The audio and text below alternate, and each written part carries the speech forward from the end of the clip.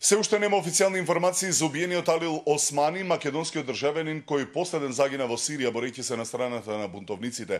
Експертите предупредуваат на овој глобален феномен на регрутирање борци од религиозни побуди. Овие лица се енигма и за безбедносните структури кои додаваат дека и луксузниот живот и парите што им се нудат не се за занемарување.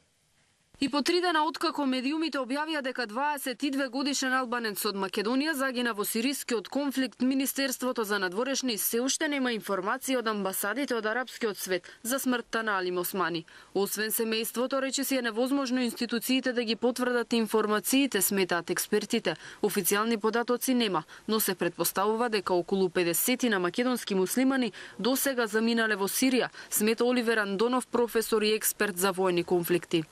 Тоа е глобална мрежа, каде што се искористува исламската вера за радикализација не само на регионот, туку и воопшто во Европа и во светот.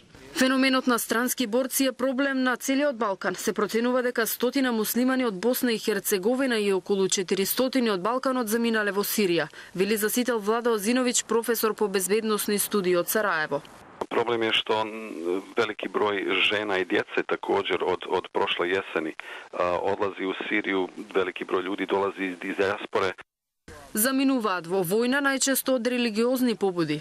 Се борат за Аллах, дека се борат за својата вера и дека доколку и пострадаат во војната ќе се стекнат со статус шахиди, односно маченици за Аллах.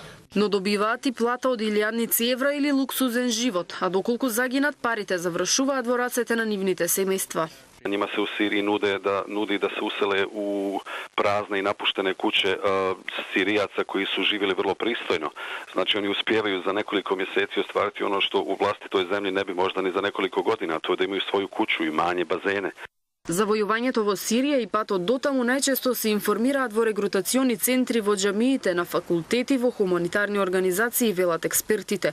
Но од Ива за Засител тврда дека во верските објекти не постои регрутација, бидејќи сите 650 џамии во Македонија се под строга контрола. Одењето на младите луѓе за Сирија се индивидуални, значи не се организирани од некоја институција, нити имаме такви сознанија дека од некој наш објект се организира нешто такво. Последиците по безбедноста на државите ќе ги почувствува цела Европа откако ќе заврши војната, а тие со радикалните ставови, пореметена психичка состојба и крвави искуства ќе се вратат во татковините.